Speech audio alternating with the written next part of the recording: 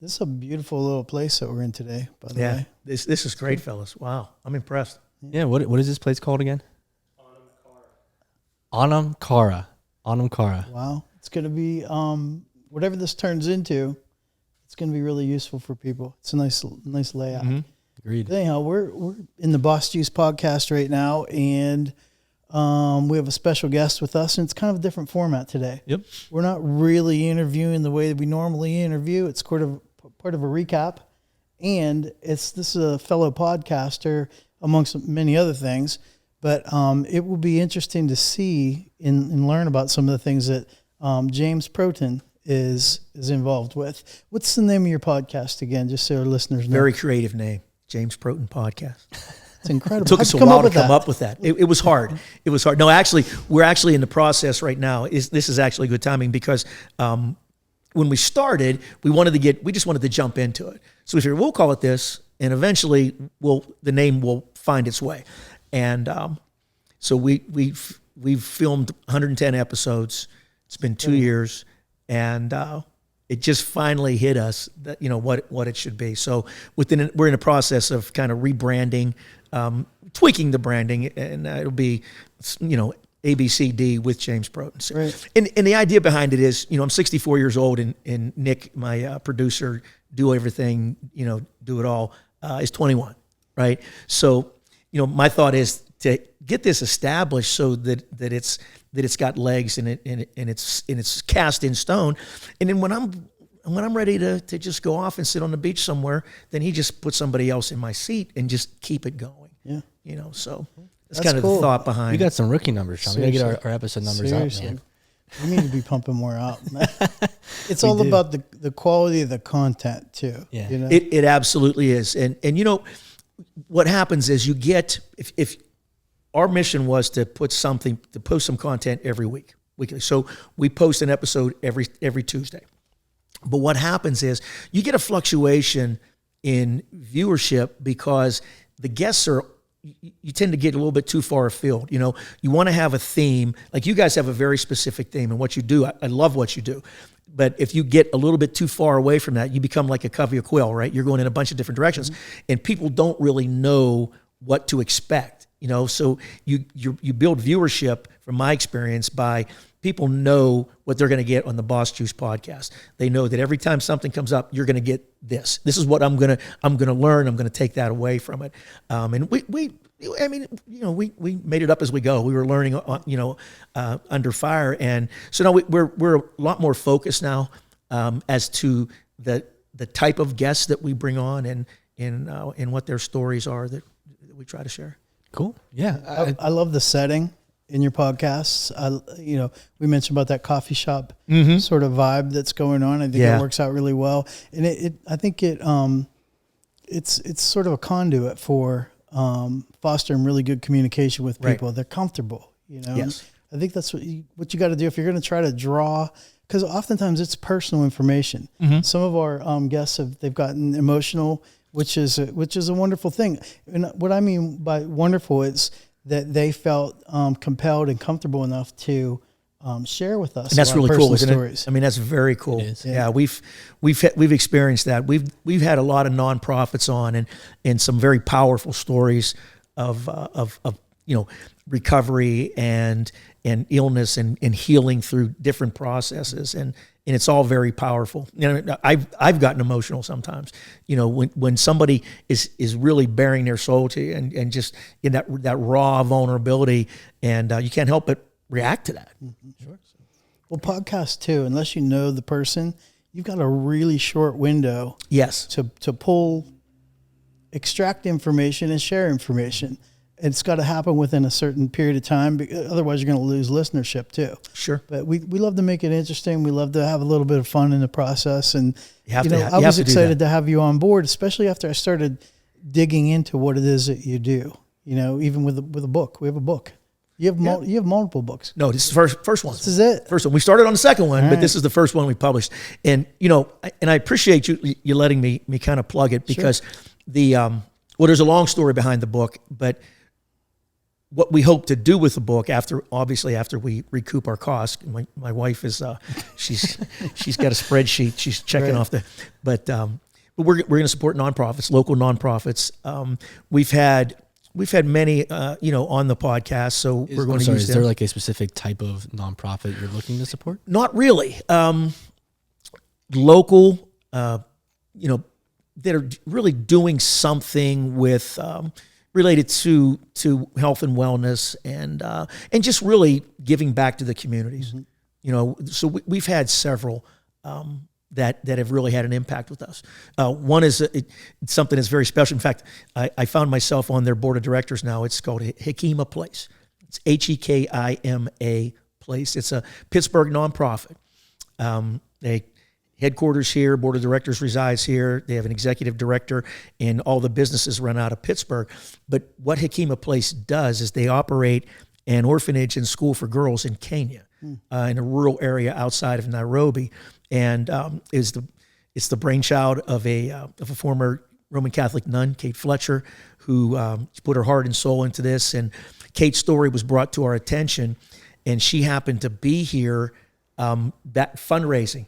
Right, and her home parish was St. Thomas More over in the South Hills of Pittsburgh, and just worked out. So we had her and her executive director, Laura Bright, and one of their alumni, a young lady from Kenya who was traveling with her to help her in her fundraising. And it was such a powerful story that we really just wanted to help them out. And it got to the point where we found ourselves planning and executing a kind of a mini documentary. It's funny because it's either a long branding video or a short documentary. It's about a 30-minute piece. And I had a couple of guys, Nick and one of our camera guys, actually in Kenya for a little less than 3 weeks in January, filming on site.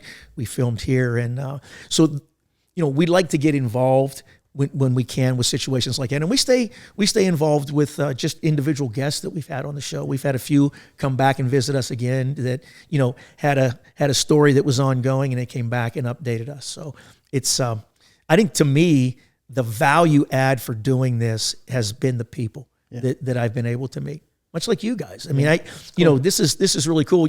You and I, in a conversation, found out that we have very similar backgrounds and have come through some of the same stuff. So, well, even when we talk about some of the team around you, and youth versus experience, and things like that. That's the only way I can phrase that up. But I think it's kind of funny when you talked about the sister who came over, and it's so funny because I look at different things, how they happen in life, and to me, that's probably not by accident. Yeah. You have a platform where you can help share a story. She just happens to pop into that window. That's pretty cool. I think everything happens for a reason, and we've had people reach out to us. I had talking about LinkedIn, which is, to me, I love the platform, and it's largely why I'm here today. Dylan reached out to me on LinkedIn and made the introduction. But there was a gentleman who, very similar, I wasn't connected to him at all. It was random. He introduced himself, and like the podcast, is I'll share on LinkedIn, on my page. And he said, I have a great young lady in an organization you have to meet. They would be great guests for your podcast. And I get that a lot, right? And sometimes they are, sometimes they're not. But those ones that are, and this young lady's name was Jamie Ward, and is Jamie Ward, and she has an organization called Jamie's Dream Team, and she has had she was born with, and I want to get it right, Vater syndrome. I believe that's what it is, VATER. What it is, it's a series of birth defects that all kind of are wrapped into one thing. And she's 35, and she's had like 45 surgeries, right? And she's been through all these things, and this health issue is ongoing. And sitting in hospitals, growing up literally in hospitals, she realized that what she wanted to do with her life was help people. So they actually grant wishes to people, young people, and it's not really always just kids. It's anybody who is in need that she can help, and that was a really successful episode for us. But again, it's just a random introduction on social media made that happen. Right. Yeah. So. No, social media is powerful, and I think it's really interesting to hear people's stories because everyone has a story. And as Sean and I have realized, I'm sure you have too, with interviewing different people, everyone has a story. Oh yeah. No matter how small or big a business is, every entrepreneur has a story. So one of the things that we like to get into today is kind of, this episode be a recap of the different advice and stories that we've heard from these different entrepreneurs or business owners that we've interviewed. And we have similar audiences on our podcast. So yeah, we do. Yep. You have probably some similar stories and can kind of have a educated discussion with us around some of these topics. So one of the things I wanted to kind of highlight today in this recap episode is over the last 14 episodes that we've done, we always ask one question, and that question is if you could give one word of advice to a young entrepreneur or someone who's starting a business, what would that be? And we've gotten a lot of different advice and inspiration from these guests. But over the last year, there's been a very common theme. And Jen Receski from OnPar now, she still to this day has one of my favorite answers, and it was just keep swimming, from a quote from Finding Nemo. Yep. And basically the gist of it was that, you're going to hit a brick wall every time you go forward, as an entrepreneur, as a business owner, and it's just about keep moving forward. And that's been a common theme. How many people have said, just work hard, keep moving, be resilient. That has been a common theme. Well, I think the entrepreneurs they're wired differently than most people. And what I mean by that is most of them realize there's a risk involved and there are no guarantees with anything. So you either got to jump off that diving board and hope you can swim, or, go another route. The message behind a lot of that was, though, be persistent, be resilient, keep moving, keep pushing forward. And that's a wiring that not everyone has. Right. You talk about, I wasn't a wrestler. I would have loved to have been a wrestler in school. My school didn't have it at the time, but I look at those athletes and how resilient they are. These guys and women pull every ounce of energy they have out of their system in all these different tactics and moves and things like that. And it's amazing, but it kind of relates to business life too. You've got to do a lot of that stuff, man. You got to really look internally sometimes, and you got to know when to kind of pivot and do other things. There's no rule book, there's no guidebook, and there's no crystal ball that works. It's just you've got to use what you have. I think based on all these different experiences tied together, and have the sort of intestinal fortitude to make it work. You got to have a desire to make it work. Nobody's going to hand you anything. Right. No, those are very good points. I had a mentor back in the day, much to your point of keep swimming, which I love. He would always say, keep chopping wood. Just keep chopping wood. And, talking about the grit and determination and focus and, and commitment, and it will happen. And I think most entrepreneurs fail because they give up too soon. Oh, I agree with that 100%. It was, the name's escaping me, but someone famously, it might have been like Jeff Bezos might have said that is those exact words, that most businesses fail because they just give up way too early. Yeah, people have this, I was guilty of it too. I say this all the time. I had the mentality that, I would start a business, I'll start making a ton of money. And it takes years before you start making actual decent money. It takes a long time, and you have to fail before you succeed. You have to lose before you can win. Yep. And I think I love the reference to sports because I coached high school basketball for a good while, and there's so many parallels between sports and entrepreneurship. It's amazing how it comes together. The mindset needed to succeed in both of those arenas is literally the same. Well, I think once you taste a win, that's different. When I was a kid, 6th, 7th, 8th grade, I played football, and I've probably mentioned this before, but I don't think we won a game in two years, maybe something like that. We got smoked by everybody. One year, I don't even know if we scored a touchdown. It just wasn't coming together. Then all of a sudden, like 9th grade, 10th grade started coming together. And then I think 10th, 11th, 12th, we lost 4 games in 3 years, something like that. And once you taste that, that carries you through life. My coaches, there are things that they've said, like keep your head on a swivel. My coach, who's going to be inducted soon in the local Hall of Fame, he always said those things. And I think man, so true. You just always got to be aware. You've got to be aware of your surroundings, everything that's happening. Right. And from a business climate, it's the same thing. What is happening? What And when I say take advantage of, I don't mean it in a derogatory way or a bad way. I mean, there are opportunities that pop up. You got to seize the moment when that stuff happens, but you got to be watching for it too. Yeah, and you alluded to it as well. You have to be willing to take some risk.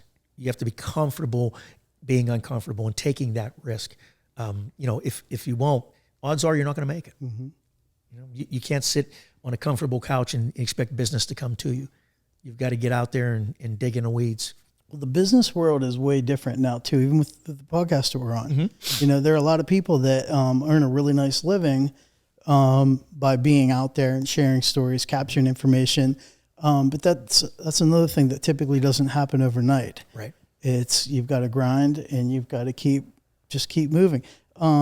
Beaver Bagel, the ladies that we interviewed down at Beaver Bagel. I'm looking up their names, Annie and Jess. That was a very fun interview. It was not very far from here. But one of the things that she kept talking about was the hustle, that you've got to hustle. Things will come together. They already have particular skill sets. And I think they were starting to work into a rhythm.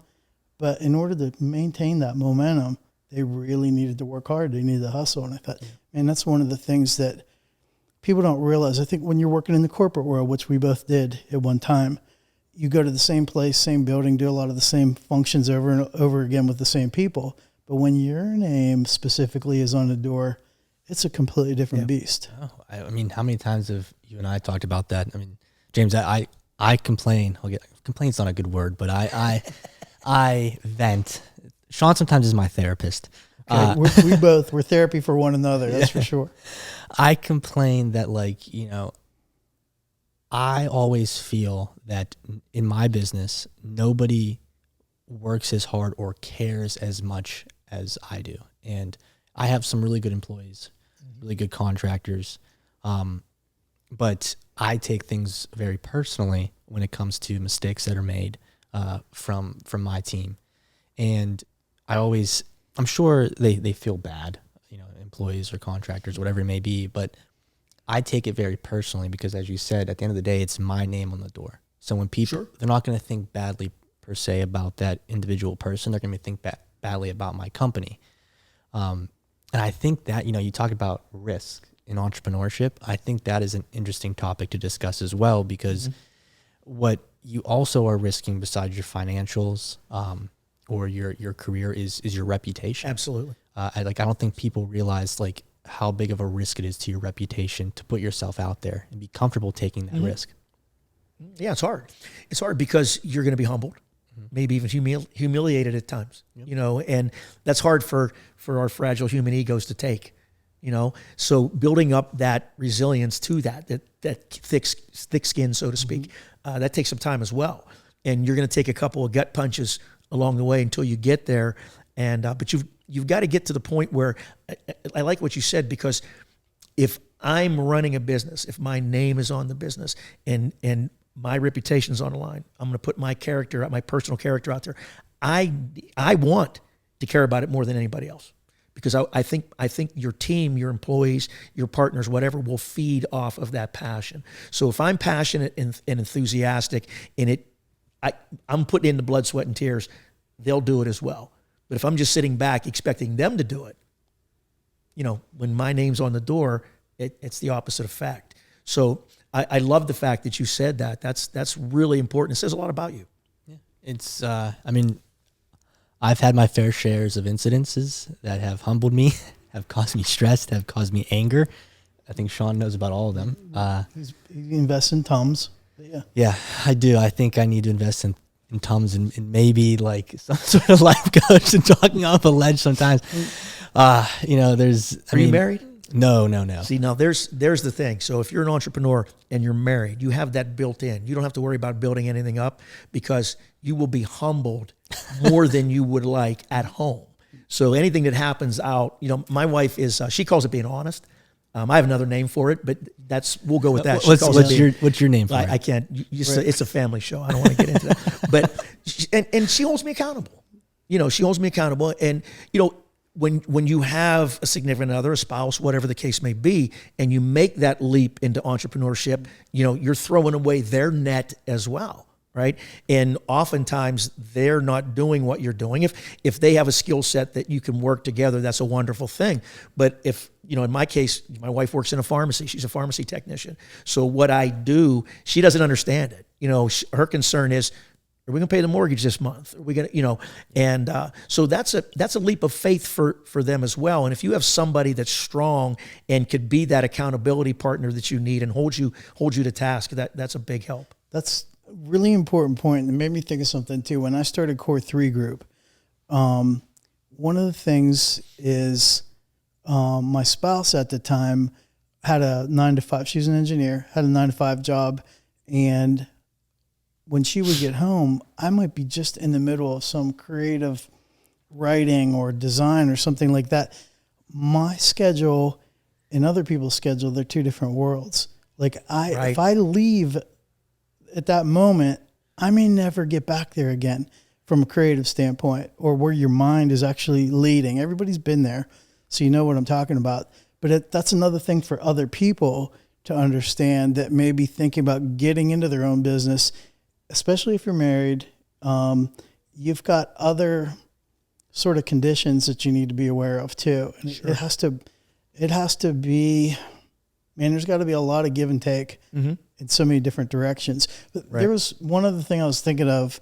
I see you got the hoodie says, "Pray faithfully." Yeah, we actually created these. These are this is our brand. So I love the brand and the simple fact that you put it out there. Okay. Because not everybody's like that. Not everybody wants everything out there. However, I think when your name is on the door, what we were talking about, that's the other really cool thing. Oh, yeah. It's your thumbprint. Right. Like if back in the corporate world, they decided on a Christmas card, best wishes through the holiday season. I wanted to say Merry Christmas and not feel like I'm saying something wrong. Right. I'm not saying that to offend anybody or to exclude people or anything like that. But, when you are in your own gig, you can kind of do your own thing. Sure. And there's you've got to uphold certain things that you believe in. And that's anything. I think it's whether it's faith-based things or whether it's just the way you interact with people, sure. The way you conduct business, your hustle, all of those different things. That's all you. Mm-hmm. It's all absolutely wired that way, and it's really cool. We have to be true to yourself, and when I decided to publish this book, there's some people said, you're in business for yourself, your name, and I share some pretty vulnerable things. I went through some stuff, in my life, and I'm very honest about it. But I said, it's the truth. There's nothing in there that is a secret. I try to be as open and transparent about my life and who I am as I possibly can. So I think that if you are sharing your story authentically and you show up every day as your authentic self, I think people appreciate that. And it carries over into the marketplace. Mm-hmm. You can be the best IT guy. You can be a computer genius. If I don't like you, I'm going to go to him. And it's simple as that. That's human nature. That's the world we live in today. So I think being true to yourself and who you really are and putting that out there, showing up in no matter how raw or vulnerable it might make you, I think that is such a positive way to present yourself in business. Yep. I mean, that's a great point. My uncle, who's a mentor of mine and also a business partner of mine, he has said to me since day one, Antonino, it's not about having the best product or the best skills. It's about who you know, like, and trust. Right. There's 1,000 other companies in Pittsburgh and around the country that do exactly what I do. Yep. The clients that sign with us is because for whatever reason, they seem to vibe. People want to do business with people they like and they trust. Mm-hmm. And that's the very fundamental focus that you have to have going into business. Everybody's got a better mousetrap. There are always going to be somebody smarter, somebody bigger, somebody stronger, somebody faster. There always will be that. But there's only going to be one you. There's only going to be one you, ever. So that's your best marketing tool.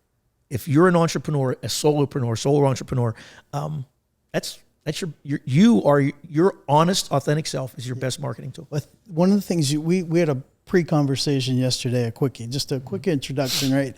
James mentioned about working for an engineering firm, but not being an engineer, and having to be the person with, I hate to keep using the word, but with the hustle, with making sure that everything's buttoned down all the time. Yeah. Because you didn't have that other type of pedigree. Sure. You bring a whole lot of other things to the table. And I think so many people out there are like that. I never want people to think like they're in a position where they don't bring some sort of value. People, everybody contributes in a certain way. And if they're not, they shouldn't be part of your team or whatever. Absolutely. Just depending on how everything is set up. But Anthony, you mentioned like people don't intentionally try to make mistakes, and I'm sure they feel terrible after the fact, but it's how you recover from all those things. I think as a leader, as a manager, as an owner, there are certain things that you're in a position to do because nobody's telling you how to do it. And I think for our audience of entrepreneurs, it's the same thing. You're wired a certain way. You have certain expectations, but oftentimes my expectations on my performance is way higher than what I would expect from anyone else. Yeah. No, I think you're right about how you recover from it. I think, there is, at least I've learned, there is an art to making things right.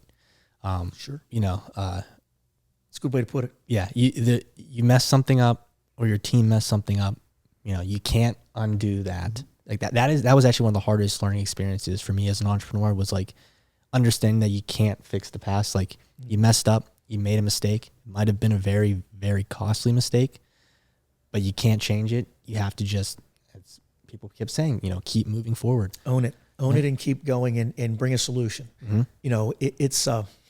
It's very funny because I may have the all-time world record for mistakes. I'm in the top 3. Well, I'm right there with you. That I know. I'm in the top 3. I'll have to have, my wife will have to check into that for me. She keeps track of that too. But no, I tease her a lot. She's the love of my life. She's just a remarkable human being. But one of the things that you referenced, the engineering, and you know how hard it is to just survive in that world if you're not that educated person. And you have to walk into every room you go into in your career believing in yourself. But you have to go in knowing that you're probably not going to be the smartest person in the room. And then there's that old adage, if you are, get the heck out of there as fast as you can.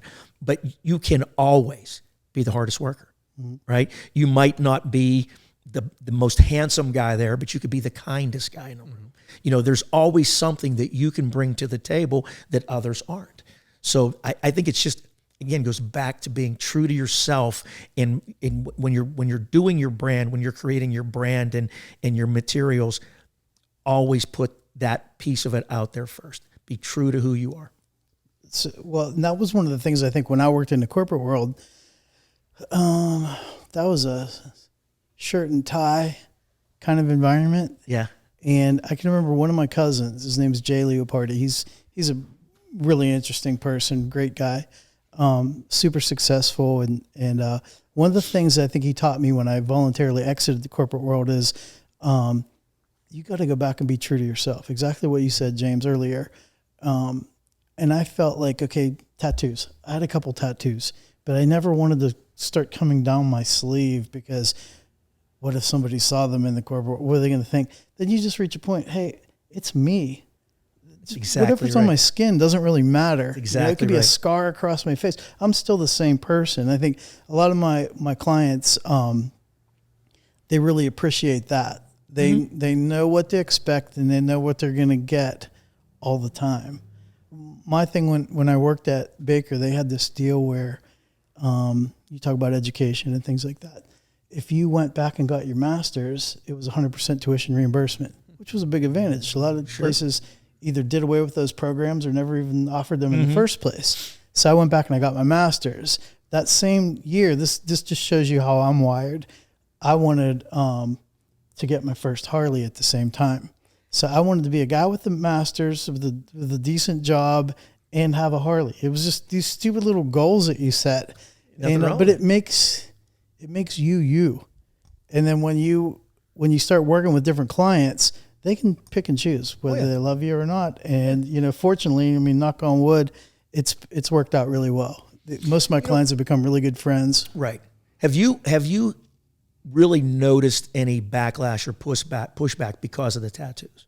Never, not once. Have you gotten a lot of work because of the tattoos? I think that's a really unusually interesting question.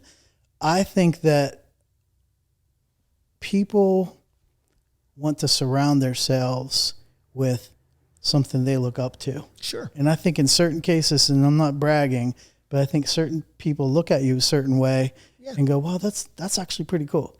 He's a good guy. He's a good good woman." You know. Yep. That's an interesting question, but yeah. So with Muskie Max, that was one of the things. The way we started Muskie Max was I found that like I've fished forever, but it was like this cult like sport that I never knew any different. Like I was raised into it, so I didn't know other people didn't do this stuff. Right. And I come to find out, like, oh my gosh, there's a market here with these guys, men and women who really enjoy the sport and take it to another level. They want to aspire to, they want to be successful. They want to do things. They want the Muskie Max merchandise. They want to be part of this whole thing. It's a lot of fun, but it's understanding people and knowing people and being able to read situations as you go. And I know you've dived right into everything while you were in college and worked through it. And there were technology changes that impacted what you were doing and, a lot of different things, but you continue to grow and learn. And I think James and I are, I don't want to say in different positions in our lives, but we are, we've seen a lot of things that, and when we talk about mentoring and things like that, those are when you say, hey, therapist, it's just sharing where we've already been. Yeah. Right. And trying to help you along. And I think with the podcast, that's one of the things we try to do too. And to that point, it's a fine line as well. And I don't know if you noticed this, but so I was born in 1960. Okay. So think about the things that have happened in our society, in our lives since 1960. Right. So when you sit and think about, I don't feel old at all, right? I don't feel any different than I did 20 years ago. Right. Thank God, I'm blessed. But when I sit and think, okay, I remember sitting and watching the Ed Sullivan Show with my mother when the Beatles came on, watching Neil Armstrong walk on the moon, and all these things. I didn't grow up with a cell phone. I didn't grow up with the internet, all that stuff. All these things that have happened, just in my lifetime. It's just totally amazing. And when I sit and I look at you and my Nick and even my grandkids, 20 years from now, what is their life going to be like? And what you do for a living, that's very impactful to you because you got to keep up with it all. Yep.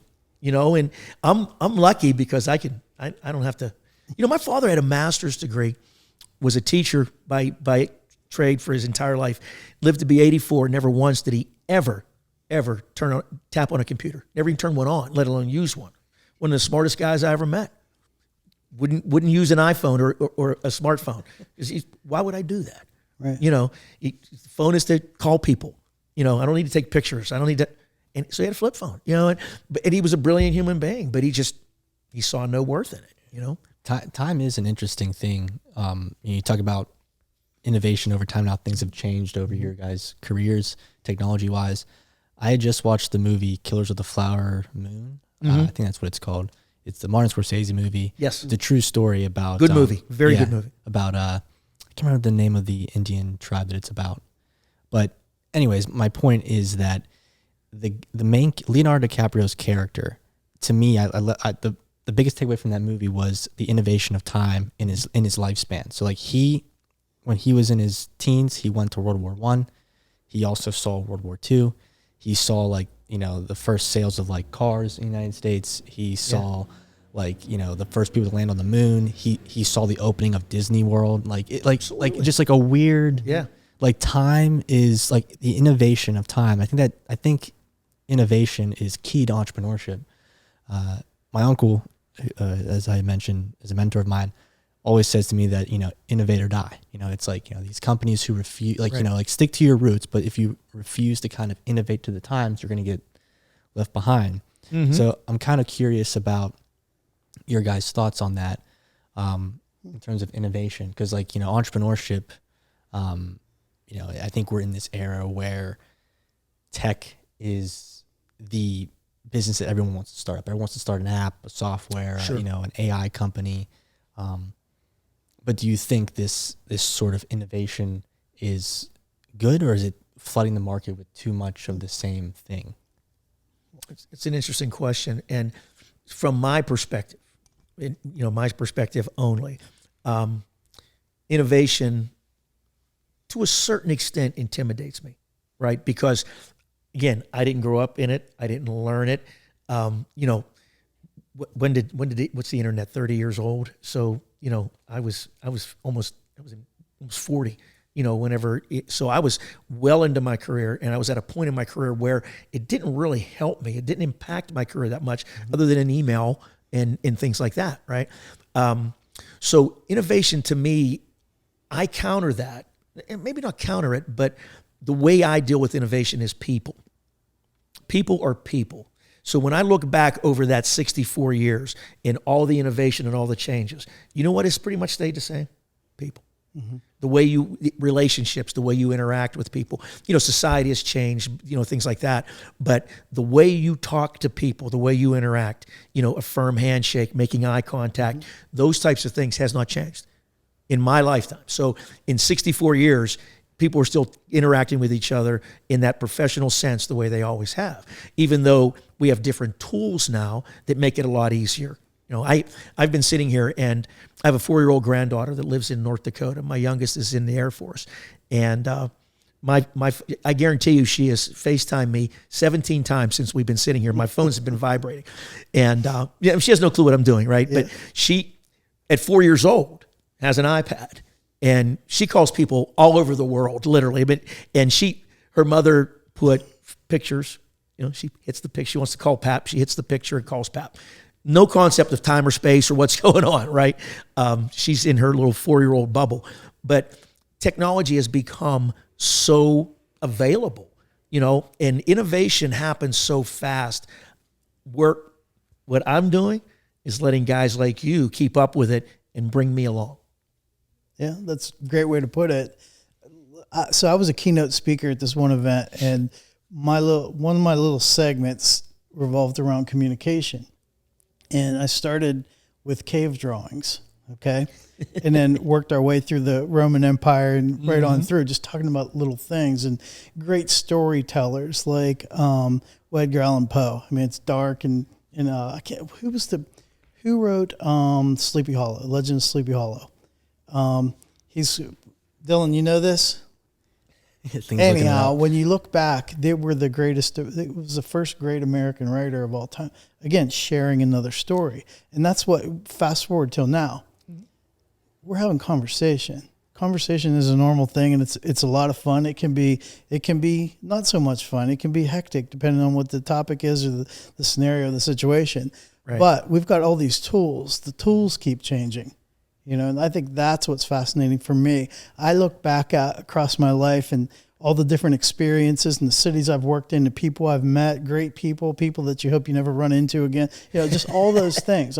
I've mentioned before, the music, the culture, the food, all the business acumen, all those things are so much fun. But it's the stories that we share. We just have new ways to capture them and distribute all this information.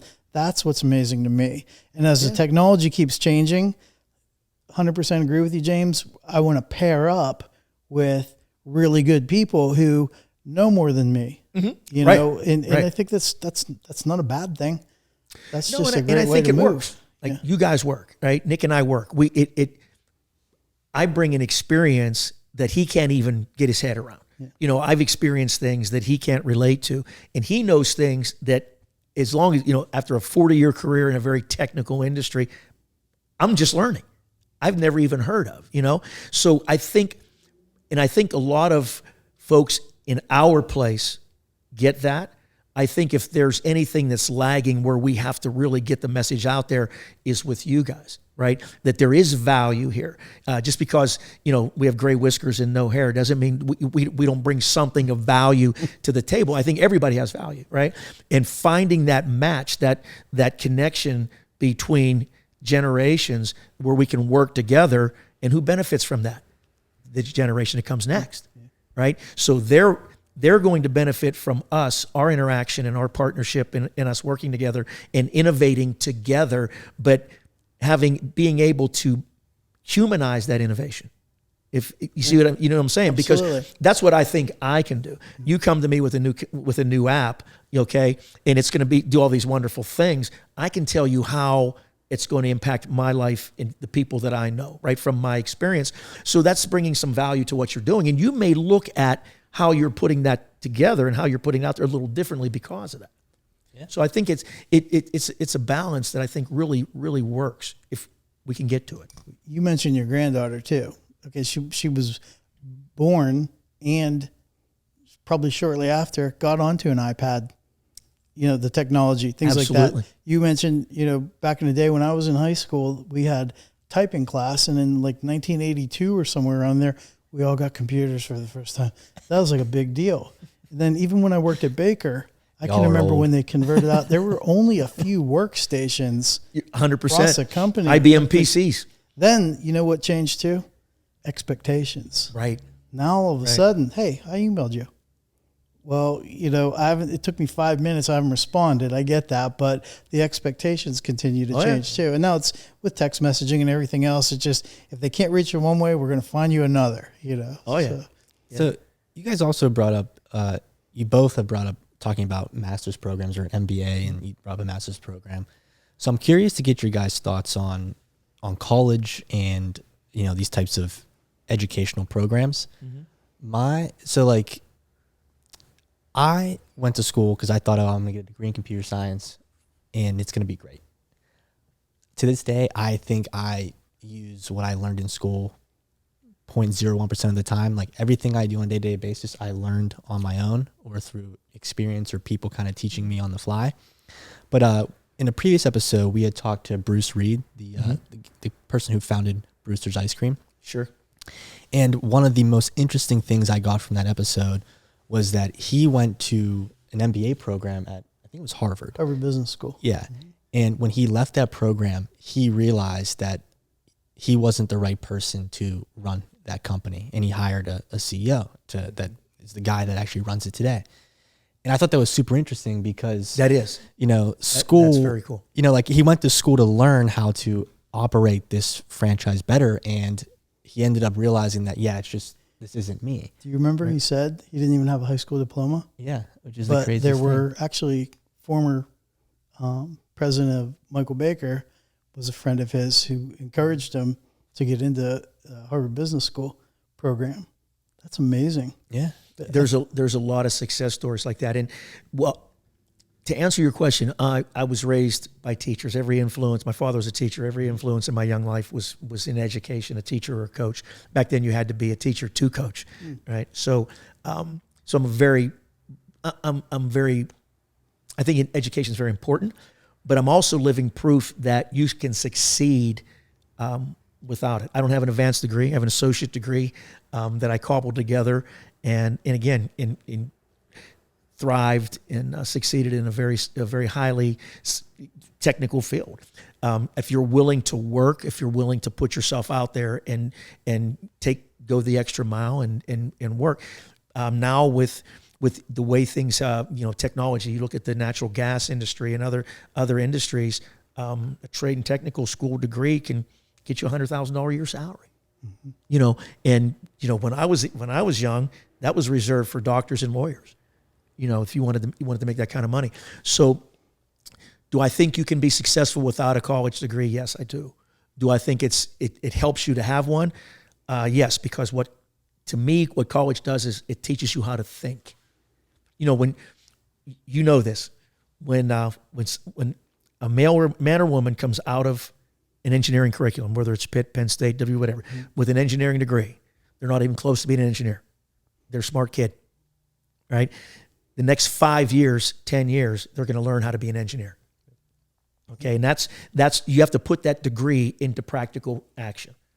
So if you don't, it doesn't do you any good. So I think that if you take the right steps after you get the degree, I think it makes a big difference. So I guess that means I'm kind of on the fence. Well, the whole college experience, I think, could be a really good thing. But I think over the years, so much has changed. And I think when colleges start taking like these political stances and things like that. You saw, we just mentioned Harvard Business School. You saw what happened to Harvard. That brand, in my opinion, that brand is tarnished. Oh, I think so. There's no amount of money that is going to repurpose all that. That's hard. But the other piece of it is there are so many brilliant people, and I mentioned Jay Leopardi earlier. Street smarts. Yeah, man, there's a lot to be said for that. There's just so much that you learn by doing and being screwed over sometimes, and just things that you won't forget, and that can't be taught in a classroom. I'll never forget. I won't mention the name, but I had recently heard the story from a friend of a friend of this one person in Pittsburgh who runs a very successful logistics company, and they were actually incarcerated for like, I think 10 to 15 years for selling drugs. They ran like a drug, like not a cartel, but like a drug ring of some sort, you know? Sure. And that's what he knew. And so he got into this, but when he got out, he learned how to like kind of start a business and whatnot. And he realized the similarities between that and running a legal business. And it was like, you know, it's fascinating. You know, like had he known, like, hey, this was another route. Right. You know, they had those, like you said, the street smarts. When you were in prison, how long? This was an old cellmate here. Yeah. You know, some of the smartest people I know never set foot on a college campus. You know, so I think where the education debate gets cloudy is how we define intelligence. You know, what is an intelligent person? What, you know, how do they carry themselves? How do they speak? How do they communicate? So I think that how we define, how we label people really clouds that debate as to the importance one way or the other. But again, like I said, I know some very successful and extremely intelligent people who never went to college. Well, I think college to me is something that it proves you're capable of completing something. Mm-hmm. And once you get that degree, it can't be taken away from you, right? In most cases, right? But I don't think that's the end all be all ever. I think you got to get out there. A lot of kids too that I talk to, they're planning to go to college, and a lot of them want to get right into a master's program right out of there because they feel like they need that. And it's prolonging, in my opinion, that real life experience work world. Sure. And they're tallying up these ridiculous amounts of money that they got to pay back. My situation, I think, was one of the best situations where the company I worked for actually, you know, subsidized it. Mm-hmm. Sure. And there was no... That's a best case scenario. Seriously, it worked out really well because you could be on the job and working and going to school at night, things like that. Again, that's a commitment. It was a 22-month long commitment. A lot of work. It was a great scenario, but the things that you learn, you could take away from there collectively because you've had a couple years of real world working experience. I would recommend that to a lot of people if they can get into a situation like that rather than try to get, 6 years under their belt ish, going to regular traditional college. Yeah. My father taught public school, but one of the things he always said that still sticks with me is you should say knowledge is a moving target. You have to go after it. It's not going to come to a classroom and find you, and again, he made his living teaching, but he was a big believer. Knowledge and education were two different things to him. Learning and education were different things.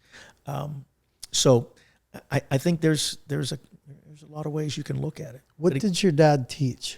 What subjects? He taught American history, social studies, that type of thing. So he used to, he was a character.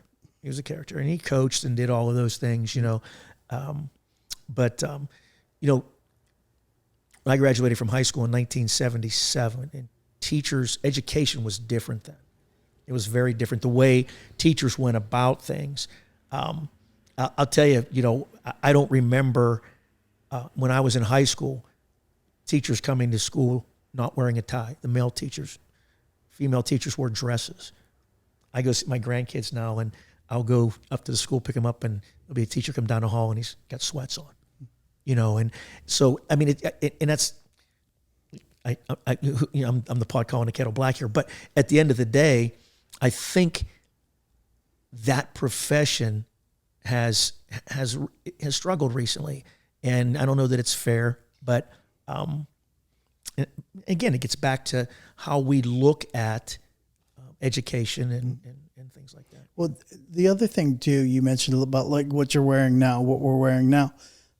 I think business has changed so much in so many different. Yes. I mean, think of I'm a shoe person, right? All kinds of different sneakers, and there's all these crossovers. They're business / Oxford / sneaker. You know, they're super sneakers. Comfortable. They look great. You know, so everything has changed so much, and it continues to change and evolve, which is it's cool. You can really be yourself. You don't have to conform to everything that's going on in certain companies that you work with. I realize there are probably dress codes still and things like that, but man, it's an exciting world to live in. It is. It truly is. You know, I always try to tell my guys to dress to your audience, right? So I had a young engineer. We sent him to a water authority meeting, rural area, southwestern Pennsylvania, and he literally had a 3-piece suit on, looked really nice, sharp, crisp. Went there. It was in the summer, and the board members, who were the clients, were. One guy had on shorts and flip-flops, he had T-shirts on and jeans, and they literally were a little offended because they felt he was, by his appearance, you know, he was looking down on them, you know. And my thing was, you know, you go to that particular meeting with those guys, you can go in there with jeans and a golf shirt on, and you're fine, right? But that's where he came from. He came from a large company, a international company, and they had a code. They were going out to see a client. Didn't matter. Suit and tie. To your point too, there was a guy I met through a really cool cigar club, and he was a higher end financial advisor. And when Marcellus Shale and Range Resources, all those companies, they were sending the fellows out to meet with a lot of the property owners, things like that. He also wanted to be included to help them think about investing because, you know, they're realizing this wealth that they never experienced before. Absolutely. So he had a seminar set up at W&J. I went to the seminar. It was a good turnout. There were probably 50, 60 people that came to this thing, but these were all couples that were probably in their 60s and up. And that's not I'm not trying to put people in boxes, but that's who came to this. They were property owners. They were the perfect target, probably lived rural areas. Well, a lot of these guys had Harley shirts on and stuff like that. I tried coaching them ahead of time and say, listen, dress to your audience, to your point. He had 2 women that accompanied him. They were gorgeous. They had all his jewelry on and everything like that. He had his suit on, and I'm like, they're already shutting you off because all they're looking at is he's here to get my money. If he would have dressed down, just something casual, that I think that the presentation, even though I'm sure it went really well, but I know there were people that walked out, and I think it was just the perception they had. I think it's the thing. Yeah, it goes back to the tattoos, right? Yep. You know, I have one right here, you know, and it's like, I've never been intimidated by it. I've never been, you know, I think that it humanizes people, right? Because now, you know, they're more mainstream. You know, tattoos are more accepted. They're not looked at, you know, again, I keep going back to when I was young, you know, you were either in the military or in prison if you had a tattoo. Simply, there was 2 choices. That was it, you know. But now, I mean, you know, CEOs, doctors, everybody, you know, it's a very common thing. So, but again, it's an expression of self. It's who you are. So I think that's the most important thing. When I go out and I talk to people, and I've talked in front of 5 people and 1,500 people, but I go as me. You know, so I'm at a point where I'll underdress before I'll overdress when it comes to that kind of thing. You know, if I know everybody's going to be in a suit, if it's going to be in a corporate, if I'm talking to a corporate team or a sales team or something like that, and they're all going to have suits on, I'll wear a suit, but I won't wear a tie. I'll wear an open shirt, you know, open collar shirt. You know, so, but I think it's because it puts people at ease. You know, you're not coming in like, I'm smarter than you. I know better than you. You're going to listen to what I have to teach you. You know, I want to go in where I have some things to share with you, and I want to hear what you have to share with me. I value your opinion. And I think something as simple as a tie or a no tie, believe it or not, can make a difference. Yeah, I think the wardrobe discussion is interesting because if you think about all the guests that we've interviewed, and James, I'm interested to hear your opinion on this because you've interviewed 110 episodes. You've interviewed a lot more guests than we have, but we've had some very, very successful entrepreneurs on our show, and I can't think of one that actually was like, in my head, I have this, a businessman, a businesswoman, a business owner is dressed in a suit, tie. I can't think of one that wasn't dressed like laid back. Besides Rocco and Matt Bolowitz, that's a law office. That's a law office. Yeah. So I guess to your point, it does. Bill Saris, perfect example. I watched that show. I mean, he was very casual, and this is one of the most successful people in Western Pennsylvania. Great guy. I have a tremendous amount of respect for him, and he came to share stories. He came to talk to you guys.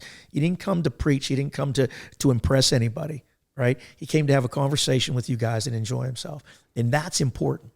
That is important. Isn't it funny when you identify the person with the brand? And as Bill Saris, for example, was sharing the story, I could visualize how their packaging started coming together. I could visualize. He didn't spell out step by step what they did. When I look at him and look at where they are, I'm like, man, it's perfect. This is like it's a well written script. And his episode was interesting too. Bill Saris' episode, when he kept talking about his father, how he'd be like, Dad, we need this, and it was never a no, it was just like, like, we'll see. But that just meant that, like, okay, we'll make it happen. I think that's something to be said about entrepreneurs too, is somehow we find a way to make it happen. I might have, dipped into somebody's 401k, but like, I'm making, what I had set in my mind happen. Sure. Like the resilience of that, which is a common theme. Yeah. Find a way. Yeah. Think of Kellen at Mac Bid. Yeah. Kellen is he was involved with sports, high level. I think he and all his brothers have all done really well for themselves. And he's got a great family, great parents. And when I listened to how he started that business, I knew it was going to be successful regardless, only because success breeds success. And man, he's not afraid of a challenge, and he's killing they're it. expanding. Yeah, they're killing it. Oh my gosh. How many times did he pivot? I mean, he expressed 2 different times where, he tried the walk-in stores, and then the, what else did he try? And he was like, right in the middle of pandemic and everything else. He was like, oh, this just didn't work. But like, as we were talking about earlier, people just give up too soon. Like, had he just realized in that moment, like, this isn't working, and been like, we're done, like, where would they be now? Right. But he pivoted. I think that's just, to me, that over the past year, that has been the most interesting takeaway from these entrepreneurs, is that just like the ability to look past failure, right, and just keep moving forward. Yeah. Absolutely. Question for you, James, with your podcast. How are you selecting guests? What's the criteria? What are you looking for in a person? Basically, we're looking for people who have a story to tell. When we started the podcast, my thought was that I would see on social media, on television, whatever, somebody doing something, somebody famous doing something, and it would hit me, there's a guy in Aliquippa does that. I know, but nobody's talking about him. There's a guy in Canonsburg or in Monessen. Nobody's telling their stories. Nobody's giving them a chance to tell their stories. So I thought, at a local, maybe someday even regional level, we could give these people a chance to share their story, and people will get something from it. If you get something out of just, if Matthew McConaughey's doing A, okay, and John Doe and Aliquippa is doing A, are you going to get anything less from John Doe than you're going to get from Matthew McConaughey just because he's here, right? But the only reason is there's no chance. John Doe has no agency in this, right? So give him a chance. And what I've found is there's so many really neat and unique stories, and we'd like to keep it people who are giving, who have done something that they've overcome something, or again, I had a young lady on, Linda Long, who is in her early 70s. And started like multiple careers after 60, and that resonated with me because, I started my business and formed the LLC when I was 60 years old, started the podcast at 62, wrote the book at 64, and I've done more in the last 4 years since I turned 60 than I probably did in the 20 years before that, so and it's fun. So we like to be able to, and to talk about how we talk a lot about that interaction, like we said, between generations and how we can work together and just make things better. So I think just really telling cool stories and getting that out there so people know that even if somebody's struggling with something, right, that they're not alone. Yeah. I mean, it's never too late to start. Never too late. You're never too old. It's never too late. Yeah. Well, I think one of the cool things about podcasts too. So my first job out of school, I worked for a newspaper. Mm-hmm. Think of that whole process, how antiquated. You know, you got to get stories together, advertising together, all this other kind of stuff. Have the thing printed, assembled, packaged up, delivered. You know, by the time you get news, it's got to be a day old, close to it, right? And I think now, fast forward, it kind of reverts back to the conversation we were having earlier about technology and just the way life is, business world and everything like that. You know, everything is in your face all day long. Right. We're just bombarded from the time we open our eyes to the time we close our eyes. There's a lot of information coming out there. So with these podcasts, this is a really cool way from a journalism standpoint, I guess, to share all this information. People don't have to read. We've also been, you know, sort of conditioned to watch things and listen to things with video. And in this particular case, this is a really nice way for people to catch up. Whether they can listen in a car when they're driving. There's so many cool things about podcasting that I think help us to come up with completely different ideas, ways to use the technology. Right. It's pretty neat stuff. Right. I mean, at our core, we're all storytellers, you know, and throughout human history, story is how we've learned. You know, it's history itself is a story, you know, and so I think that podcasting fills a niche, right?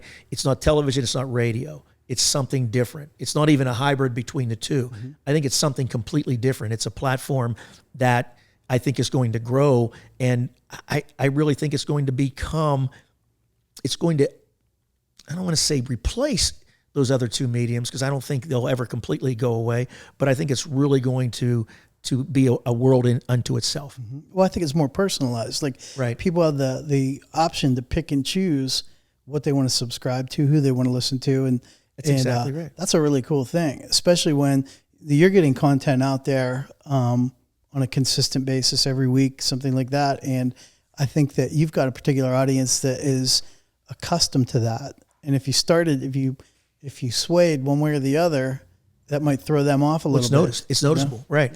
And you know, this is real. It's like, you know, I've done some Pittsburgh television, right? And sitting and being interviewed like this, it's not the same, right? Because they're putting makeup on your bald head, and they're doing this, and they're doing all these different things, and it's, you know, no, this is real, right? This is real. This wouldn't translate to WTAE, okay?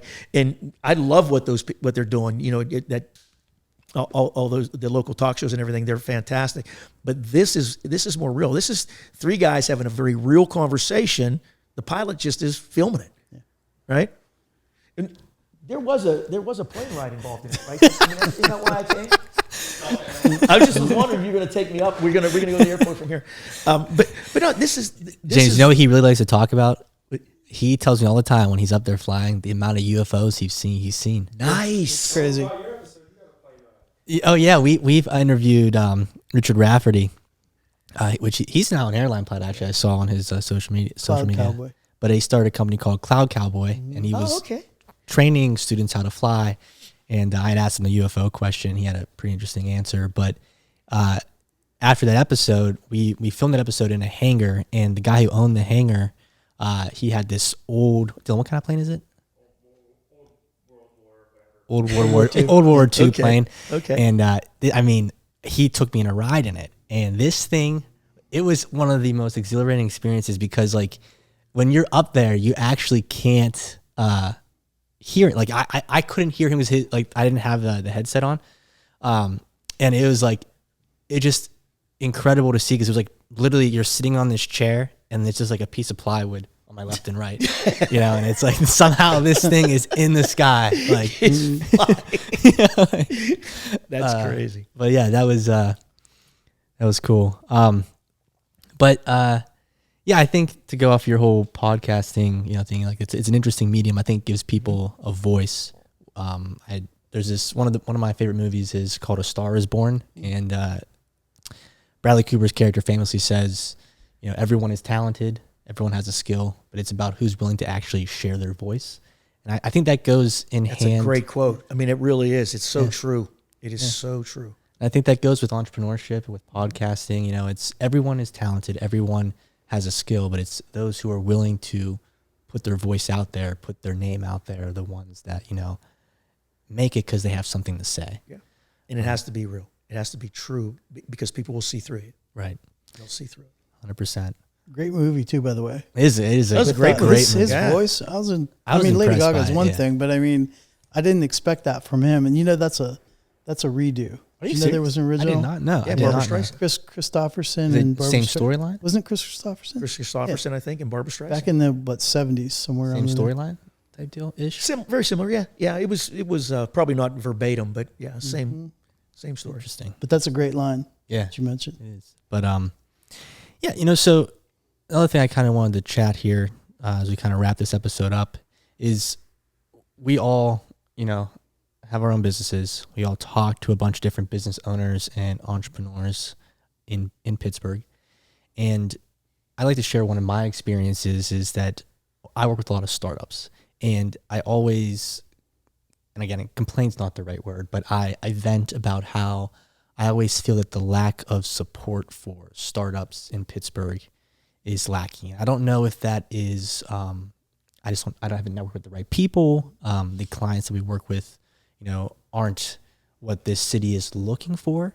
But I also know that a lot of the clients that we might not have worked with that have found success in funding and kind of getting, pushed off the ground that started here end up somewhere in Texas or somewhere in California or Florida.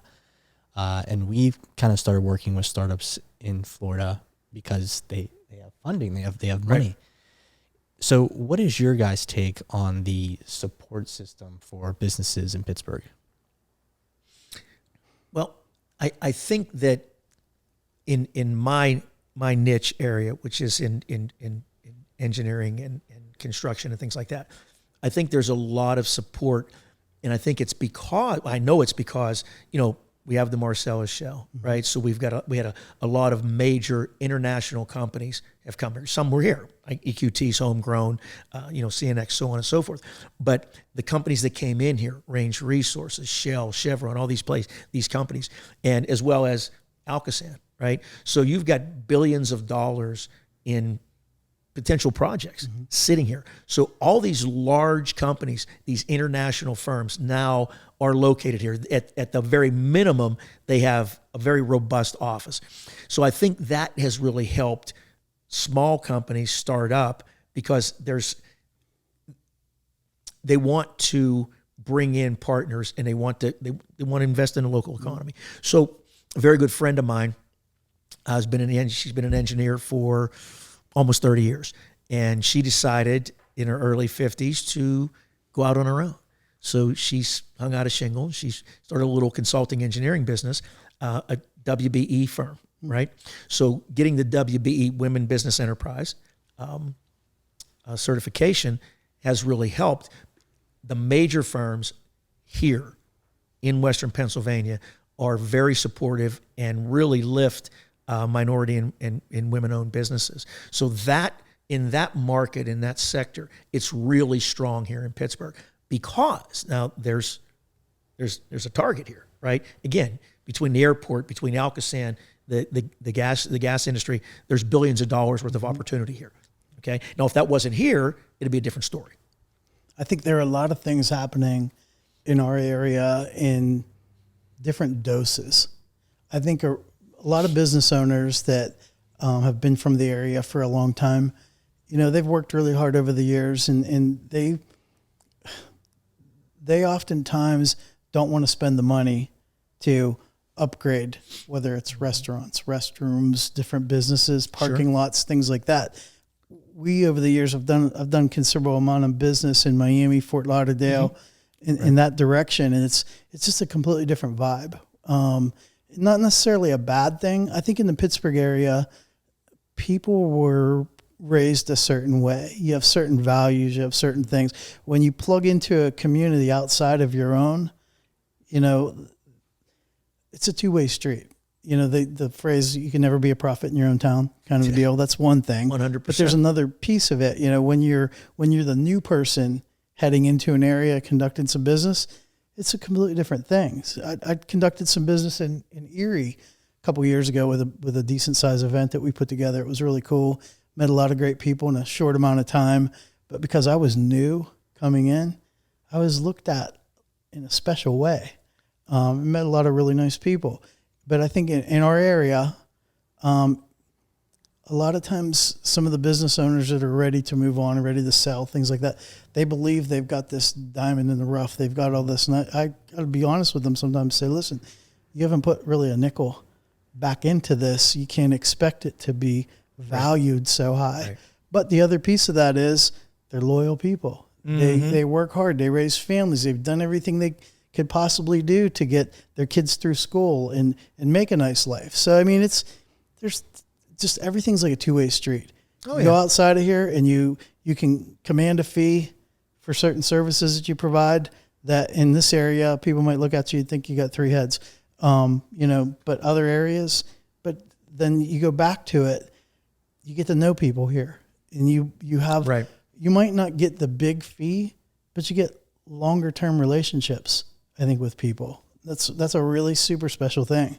It's an approach too. Yeah. It depends on your approach. Cause you know, what you do in the Sunbelt areas, in Florida and Texas and Arizona, California, you have to do business differently there than you do in Pittsburgh or Cleveland, for example. You can be very successful in these cities. I do a lot of work in Cleveland, Baltimore, but at the end of the day, you're right. We do look at things differently here. Pittsburgh's a small town. But when I have somebody come into town that's never been here before into Pittsburgh from any of these other states, they're all stunned. Isn't that amazing? At how beautiful it is here. And why didn't we know about this? So some of it is Pittsburgh itself, right? We're not really doing, we know what we have here, right? But how are we sharing that, you know, to the rest of the country, the rest of the world? You know, what people are seeing now from Western Pennsylvania is negative because of all the pushback, the energy conversation and things that are going on. There's some negativity associated there. And a lot of people still look at us as the dirty, gritty steel town.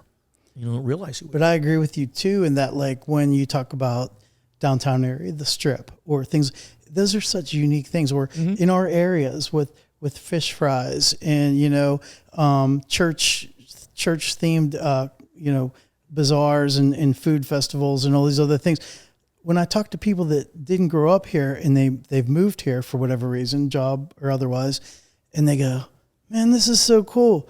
This is the front porch sitting with the tree-lined streets, things that they've never been. So that's what I mean. You got to take the good with the bad. When I would come back from Miami in the middle of winter and it was beautiful there and warm and nice and everybody's in shorts and, you know, T-shirts and stuff like that. And I would come up here and it's freezing. My car's filthy and all that.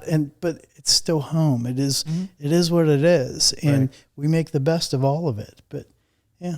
True story. We're blessed. We're blessed to be where we are. We are. No, Pittsburgh is great. Don't get me wrong. I love Pittsburgh. We were just through and through. Yeah. Were you venting? I was venting because I think Pittsburgh has a great infrastructure of support for businesses, especially in the we'll talk about the tech industry for a second here. You have CMU, you have Pitt, you know, two very good universities for engineering, computer science. You have a lot of cool startups that have spun out from those universities, specifically from CMU. Now, my personal take is that I think Pittsburgh lacks the culture it needs to be successful in the tech industry. Okay. And I also think that about the film industry here, because everyone talks about, we're going to be, my story is I wanted to be either in film or in software. And I wanted to move out to California because that's where all the magic happens. And I was told day after day when I was a little kid, you don't need to go there. Pittsburgh's going to be the next Hollywood. It's going to be the next Silicon Valley.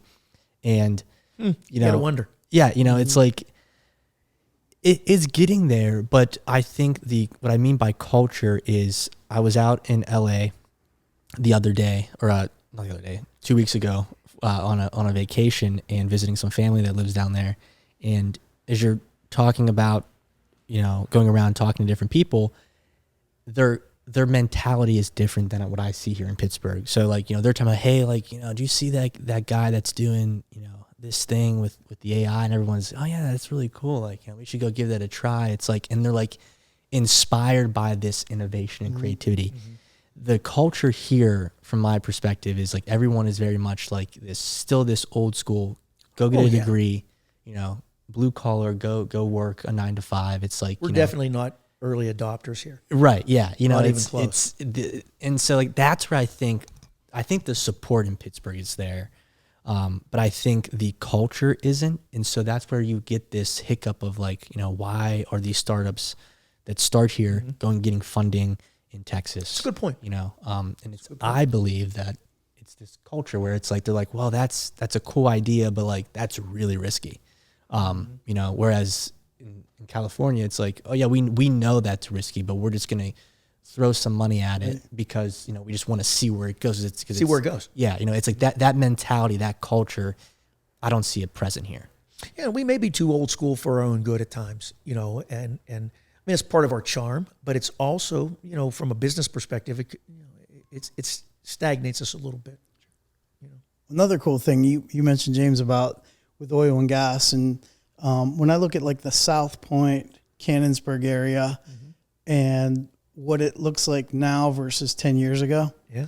All those businesses that relocated from Houston and other places in southern states that were right in the oil and gas industry, and look at all the different ancillary things that sprouted from all of that.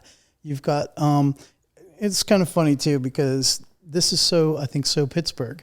Along Campbell's Run Road, there are all different businesses been there for a long time. Scaffolding and hydraulic hose company. Yeah.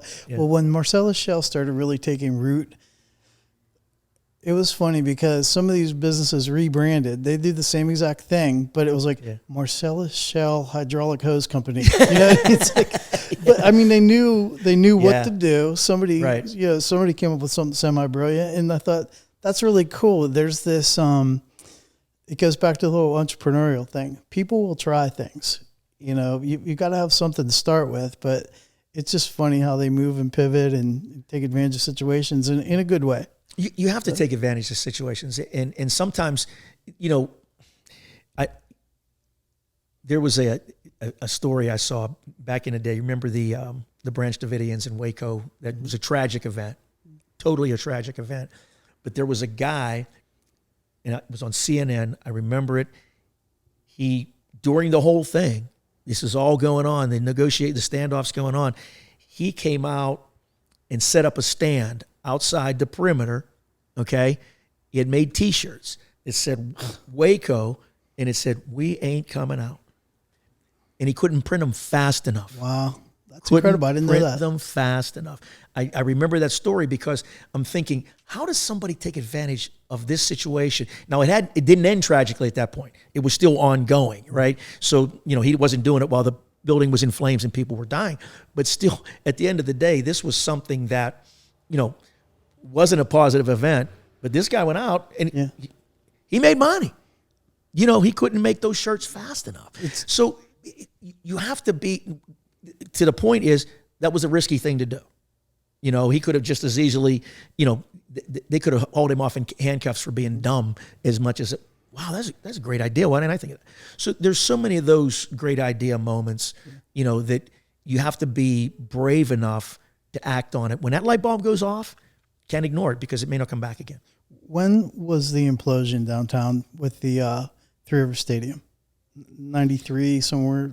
Yeah, 90s. Something like that. I was down there for that. That was, and I was directly 90s? across. That was PNC Park replaced what? PNC Park opened early 2000. 2001, right? Yeah. So anyhow, I was down there for the implosion at Three River Stadium. I was across the river, over by the incline, and had a straight across view. We got there at like 3:30 in the morning. Set up This is Pittsburgh. Set up barbecue grills, making sausage, peppers, onions, all this stuff. Then people started showing up, with these carts. They were selling donuts in the parking lot and T-shirts, Implosion T-shirts. I'm thinking like, this is so like, this is so hometown. Big, but at its core, that's entrepreneurship. It's super cool, right? I'm old enough to remember when we used to call entrepreneurs businessmen, businesswomen, right? Before that word, we had to come up with a fancy word for that because nobody wanted to go into business. Nobody wanted to open that little shoe store on Main Street, So I remember that when I grew up in Charleroi, there were stores. Every storefront was full. And a lot of them. The shopkeeper and his family lived upstairs in the apartment, and that was a thing. That was a way of life. Those guys would be called entrepreneurs today in every sense of the word. This is a whole nother conversation. It would take a whole nother podcast. But when we look at these towns, we're in Beaver right now, and you mentioned Charleroi, and throughout Beaver County there are other Beaver Falls and places like that. When you look at some of these businesses have become the staple in the diet, it'd be really cool to research as a case study what they've done to make it. Like we talk about Orem's Donuts or Kretschmar's right down the street. They've done some really amazing things from branding to business, but maybe that's a whole nother topic for another time. That's a very good point too, because is the product that much better than the competition? Kretschmar's, is that donut that much better than the competition that you're going to go there to get it? That they've got everybody, even down in Washington County, that name, and it's that's really cool. That'd be an interesting show. That is a good topic because even Bill Saris and Bruce Reed talked about that, about how their products, they go and they want to get the best ingredients. Bruce Reed had talked about how he only uses the machines from Italy, I think, and like the milk from a very specific farmer, or I think he might have actually there's a farm where they import that stuff locally, right? And remember we talked with Bill Saris about the coffee beans and how that's changing. It's market driven pricing and things like that. Right. What's really cool as a podcaster is being able to capture these stories in real time from the people who started these businesses, right? Because at some point they're not going to be here. Yeah. The only thing that's going to be left is this story that we have that hopefully stays in perpetuity, however long the internet's going to be around. But the way that we serve things up, I think it's really cool. Absolutely. Where does the internet go from here? What's next? That's a great question. People always ask me that because they always think, like, everyone always asks me, like, what do you think about the internet and Web 3.0 and AI and crypto? It's going to sound weird coming from someone who makes a living developing software, but I'm not sold so much on the Web3 stuff. I think everyone's into like blockchain, that the internet going to Web3.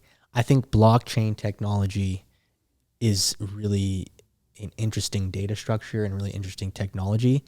I'm not crazy about crypto. I think that, the government will come in and, which they have, and regulate that even more. But I think that the internet kind of going forward, where does that go? I do think that streaming platforms become the next cable. Like I do pay for cable. Everyone always makes fun of me, like, why do you pay for cable? Like I like to watch like the Penguins and the Pirates, and you can't really get on the streaming services, they black it out. But I think the future of the internet is, more so independent. I don't know that the internet will change that much. I think that the content and the people who produce that content will change. Like I think that large movie studios might go by the wayside because I think that, like some people, Dylan does a great job with this. The quality that he puts out when producing this show is, in my opinion, amazing. It's amazing. It's amazing. And, when you see what you can find on Netflix, or Prime or anything like that, there are major studios are making movies for Netflix, and not for mass release in theaters. I think it ties back to those buckets that we're all in because of algorithms capturing information about all of us and our tendencies and behaviors and everything that is interesting to us. Then they're creating, more and more content, whether it's long form film things like that. But yeah, look at Netflix, look at Prime and HBO Max and the different Apple TV, even the things that they're doing to sort of customize everything to what our tastes are. And the other thing is too, remember I said about the responsiveness, like people, the expectations. Well, the other thing is too, I can remember when I used to have to wait for the next Survivor episode to come out on Monday night or whatever night it was, Thursday night. We don't wait for anything now. I mean, you just go get it. Just go get it. But that's different for us. But this younger generation, my kids, 10, 11, 12, I've got 4 between stepkids and biological kids. They're all in that same window. But this is like normal to them. Mm-hmm. This isn't anything different. This is all they know. They only know iPads. They only know. Right. It's cool stuff. I mean, I'm not saddened or angry by that stuff. I think it's really neat. It's just that part of quality of life, I think, gets better. Sure. I agree. And I get an idea. I tell you what we should do. We should continue the conversation. You guys need to come down and come on our show. Oh, we'll continue this conversation. Was the coffee good? Coffee's fantastic. I'm a big coffee guy. So, and I'm going to give them a plug. Chico Baccello. Okay.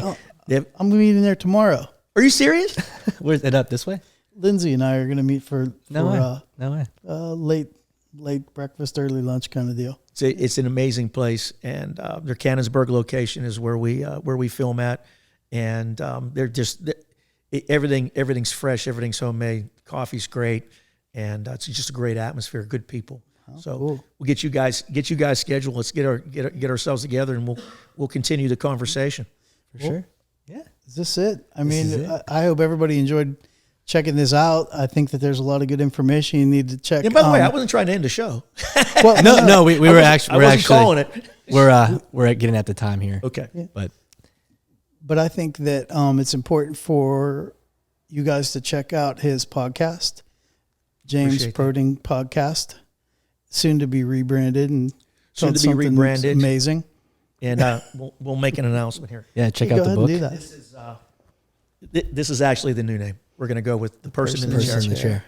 So everything kind of ties together that we do. The blog we write every morning, and the book and the podcast, and it just all kind of came together and made sense. So that name, are you Canadian? No.